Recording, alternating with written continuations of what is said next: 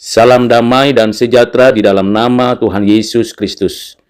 Firman Tuhan hari ini untuk kita baca, kita dengarkan, dan kita renungkan bersama dari Mazmur 132 ayat 1 sampai dengan ayat yang ke-18.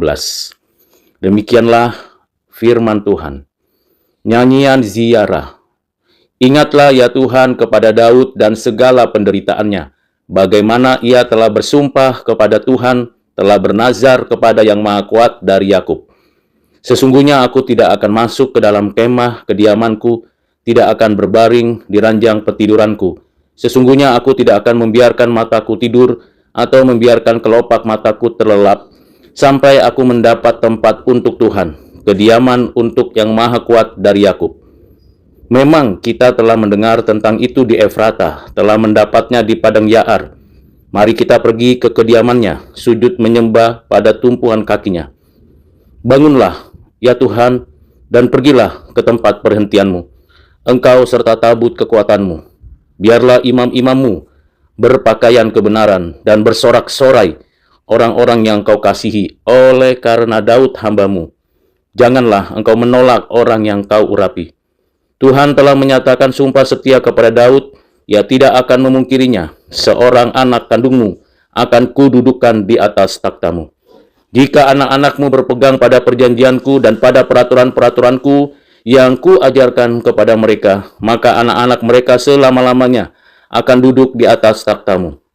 Sebab Tuhan telah memilih Sion, mengingininya menjadi tempat kedudukannya. Inilah tempat perhentianku selama-lamanya. Di sini aku hendak diam, sebab aku mengingininya. Perbekalannya akan kuberkati dengan limpahnya, orang-orangnya yang miskin akan kukenyangkan dengan roti, imam-imamnya akan kukenakan pakaian keselamatan, dan orang-orangnya yang saleh akan bersorak-sorai dengan girang. Di sanalah aku akan menumbuhkan sebuah tanduk bagi Daud, aku akan menyediakan tempat pelita bagi orang yang kuurapi. Musuh-musuhnya akan kukenakan pakaian penuh malu, tetapi di atas kepalanya akan bersemarak mahkotanya. Demikianlah firman Tuhan, berbahagialah kita yang menyimpan firman Tuhan ini, melakukan kehendaknya dalam kehidupan kita sehari-hari. Saudara yang kekasih di dalam Kristus, ini adalah doa dari Salomo yang meminta kebaikan ilahi. Ada kemungkinan Mazmur ini ditulis oleh Salomo untuk dinyanyikan pada upacara persembahan bait Allah yang dibangunnya sesuai dengan perintah bapaknya kepadanya yang ditulis dalam 1 Tawarik 28 ayat 2 dan seterusnya. Setelah memenuhi apa yang dipercayakan bapaknya kepadanya, ia memohon agar Allah memberikan restu atas apa yang telah dilakukannya. Ia sudah membangun bait ini untuk menghormati dan melayani Allah. Ia sudah membangunnya untuk memenuhi perintah-perintah yang sudah diterimanya dari bapaknya, dan oleh sebab itu seruan-seruannya untuk meneguhkan permohonan-permohonannya di sini merujuk kepada Daud. Doa ini meminta kebaikan Tuhan dan meminta agar kiranya apa yang telah diperbuatnya adalah untuk memenuhi nazar suci yang telah dibuat Daud bapaknya untuk membangun rumah bagi Allah. Kepada siapa ia mengikat dirinya? Kepada Tuhan, kepada Yang Maha Kuat dari Yakub. Untuk apa ia mengikat dirinya? Agar mendapat tempat untuk Tuhan. Betapa bersungguh-sungguhnya dia dalam hal ini. Dan tentunya bahwa apa yang telah diperbuatnya itu adalah untuk memenuhi harapan-harapan umat Israel. Mereka bertanya-tanya di mana tabut Allah itu, sebab mereka mengeluhkan ketidaktahuan mereka akan keberadaannya. Mereka bertekad untuk pergi ke sana. Apa yang didoakannya? Agar Allah berkenan, bukan hanya untuk melawat, melainkan juga untuk berdiam di bait yang telah didirikannya. Agar Allah memberikan anugerah kepada hamba-hamba yang melayani di tempat kudus, untuk menjalankan kewajiban mereka, agar umat Allah mendapat penghiburan dari ketetapan-ketetapan yang kudus yang dijalankan dengan semestinya di tengah-tengah mereka, agar doa Salomo sendiri ketika mempersembahkan bait suci dapat diterima oleh Allah. Dengan demikian, saudara yang kekasih di dalam Kristus, Mazmur 132 ini memberikan kepada kita kekuatan yang sungguh-sungguh menolong kita mengerti betapa pentingnya melakukan apa yang dikehendaki Tuhan Allah. Ini adalah janji yang dijelaskan, yang sungguh berharga, yang diikat dengan sumpah, agar mereka yang berhak menerima janji itu beroleh dorongan yang kuat. Entah kita melihatnya sebagai seruan yang disampaikan di dalam doa, atau sebagai jawaban-jawaban yang diberikan kepada doa itu semuanya sama saja. Orang-orang yang percaya tahu bagaimana menggunakan janji-janji itu dengan kedua cara tersebut. Dengannya kita berbicara kepada Allah dan di dalamnya kita mendengar apa yang akan disampaikan oleh Tuhan Allah kepada kita. Janji-janji ini berkaitan dengan penegakan jemaat maupun satu bangsa, satu negara dengan menegakkan tata keluarga Daud maupun kesaksian Israel yang ditetapkan di Bukit Sion. Janji-janji mengenai Bukit Sion dapat diterapkan kepada jemaat Injili, jemaat yang memegang janji-janji Tuhan. Kalau kita memperhatikan bagaimana Allah memilih keluarga Daud sebagai keluarga kerajaan dan bagaimana Tuhan menyatakan pergantian yang panjang dari raja-raja yang akan muncul dari keturunannya. Kemudian penerus kekal seorang raja yang akan muncul dari keturunannya yang besar kekuasaannya dan damai sejahteranya tidak akan berkesudahan. Allah memilih Bukit Sion sebagai bukit yang kudus dan meneguhkan pilihannya dengan bersuka atasnya. Berkat-berkat pilihan yang disediakan Allah bagi keluarga Daud dan Bukit Sion, Allah telah menyatakan janjinya untuk memberkatinya melalui pemeliharaannya, dengan anugerahnya yang khusus, dengan berkat-berkat dari kehidupan yang akan datang. Seluruhnya dikaruniakan Allah, karena Allah telah memilih keluarga Daud dan menyatakan janjinya untuk memberkatinya dengan berkat kekuasaan, dengan berkat kehormatan, dengan berkat kemenangan, dengan berkat kemakmuran. Kiranya kita mengerti prinsip dasar ini dan kita mendapatkan pengenalan akan Tuhan yang menyatakan janjinya dan yang menggenapi segala janjinya. Mazmur ini, saudara, adalah mazmur ziarah yang menempatkan fokus pada janji Allah kepada Daud dan keinginan umat untuk mengalami kembali kehadiran Allah di tengah mereka. Mazmur ini mengikat sejarah Israel dengan pusat ibadahnya, tabut perjanjian dan Sion. Sekaligus menegaskan bahwa kehadiran Allah bukan sesuatu yang dapat dimanipulasi, tetapi dianugerahkan dalam kesetiaannya. Mazmur ini sebagai pertemuan antara kesalehan manusia dan kemurahan hati Allah. Dalam hal ini, kesetiaan dalam mencari tempat bagi Allah, dan Allah menjawab dengan janji yang jauh lebih besar dari yang dia minta. Awal Mazmur ini menggambarkan kerinduan mendalam Daud akan tempat kediaman bagi Tuhan. Kesalehan Daud tidak hanya terlihat dalam doa atau nyanyian, tetapi dalam komitmen nyata untuk membawa tabut kembali ke pusat kehidupan umat. Tabut adalah simbol kehadiran Allah yang aktif dan keinginan Daud mengembalikan tabut menunjukkan hasrat untuk hidup berpusat pada Allah. Kerinduan Daud adalah teladan bagi umat Allah yang mendahulukan Allah sebelum kenyamanan pribadi.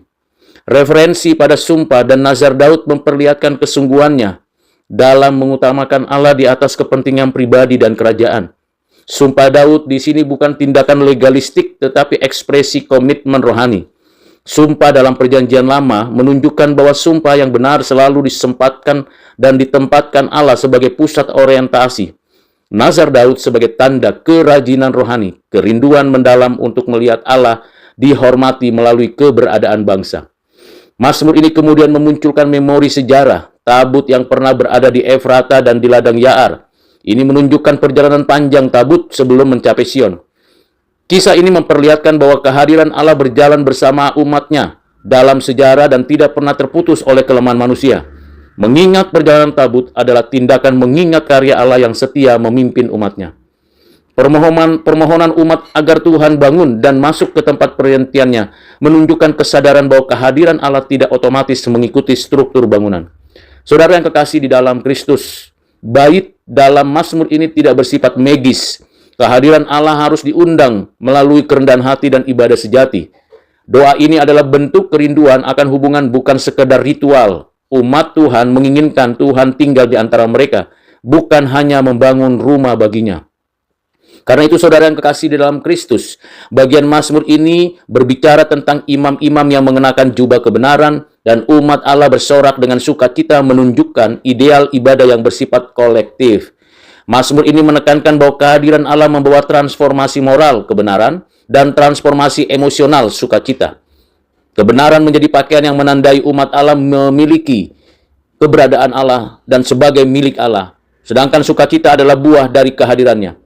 Selanjutnya, saudara, Mazmur ini kemudian menyoroti aspek perjanjian Allah kepada Daud, janji bahwa keturunannya akan duduk di takhtanya selama-lamanya. Secara bagian ini, janji ini bukan sekedar harapan politik, tetapi janji mesianik yang mengarah pada Kristus sebagai keturunan Daud yang kekal. Mazmur ini tidak dapat dipahami sepenuhnya tanpa memandang kepada Kristus, karena hanya di dalam Kristuslah janji kekekalan itu digenapi. Bagian yang menyinggung syarat jika anak-anakmu berpegang pada perjanjianku memperlihatkan bahwa perjanjian Daud memiliki dimensi kondisional sekaligus tanpa syarat. Kondisional bagi keturunan secara historis tetapi tanpa syarat dalam rencana mesianik. Ini menegaskan bahwa umat harus hidup taat kepada Allah, tetapi juga bahwa pemenuhan janji Allah tidak tergantung pada kesetiaan manusia semata. Saudara yang kekasih di dalam Kristus, Tuhan telah memilih Sion sebagai tempat kediamannya. Menegaskan aspek pemilihan ini bukan pilihan berdasarkan nilai geografis atau budaya, tetapi pilihan yang lahir dari kehendak Allah semata. Pemilihan Sion mencerminkan pola karya Allah. Ia memilih yang sederhana untuk menyatakan kemuliaannya. Mazmur ini menggambarkan berkat yang akan dicurahkan Tuhan atas umat yang tinggal di tempat kehadirannya. Pangan yang melimpah, umat yang miskin dikenyangkan, para imam yang mengenakan keselamatan, dan umat yang bersorak-sorai. Ini menegaskan bahwa kehadiran Allah membawa kesejahteraan holistik, spiritual, sosial, dan material. Berkat ini adalah tanda bahwa hidup di bawah pemerintahan Allah membawa kelimpahan, bukan hanya kelangsungan hidup. Akhirnya, saudara, Mazmur ini menegaskan kemenangan Allah. Musuh akan dipermalukan, tetapi keturunan Daud akan bersinar. Hal ini menunjuk pada kemenangan Kristus yang memerintah melalui gereja dan di dalam hati umatnya. Janji ini menguatkan umat Allah di tengah tekanan dan penganiayaan. Kerajaan Allah pasti menang. Apa implementasinya bagi hidup kita, saudara? Mazmur 132 ini menghadirkan panggilan bagi kita untuk kembali berpusat pada kehadiran Allah, bukan hanya pada aktivitas, struktur, atau program. Dalam konteks ini kita seringkali disibukkan oleh urusan administrasi atau reputasi. Mazmur ini mengingatkan bahwa inti pelayanan adalah kerinduan akan hadirat Tuhan di tengah umat. Pemilihan Sion mengajarkan bahwa Allah tidak memilih berdasarkan kehebatan manusia, tetapi berdasarkan kehendaknya. Ini memanggil kita untuk menghidupi panggilan Tuhan bukan berdasarkan kekuatan diri, tetapi berdasarkan pilihan dan anugerah Allah. Yang kedua, saudara, janji Allah kepada Daud yang mengarah kepada Kristus meneguhkan kita sebagai orang Kristen untuk tidak meletakkan harapan pada kekuatan politik, mayoritas, atau dukungan manusia, tetapi pada pemerintahan Kristus yang kekal. Dalam situasi bangsa yang penuh ketidakadilan, korupsi, dan pergumulan sosial, Mazmur 132 ini mengajarkan bahwa berkat sejati datang dari kehadiran Allah. Kita, saya dan saudara dipanggil menjadi komunitas yang menghadirkan kebenaran dan sukacita di tengah masyarakat. Seperti Sion menjadi pusat kehadiran Allah bagi Israel. Dengan demikian, saudara yang kekasih di dalam Kristus, kita dapat menjadi terang dan harapan bagi bangsa ini melalui kehidupan yang bersandar pada janji Tuhan dan ketaatan kepadanya. Kiranya Tuhan menolong kita, menjadikan hidup kita berguna dan bersinar bagi kemuliaan Tuhan. Tuhan Yesus memberkati. Amin.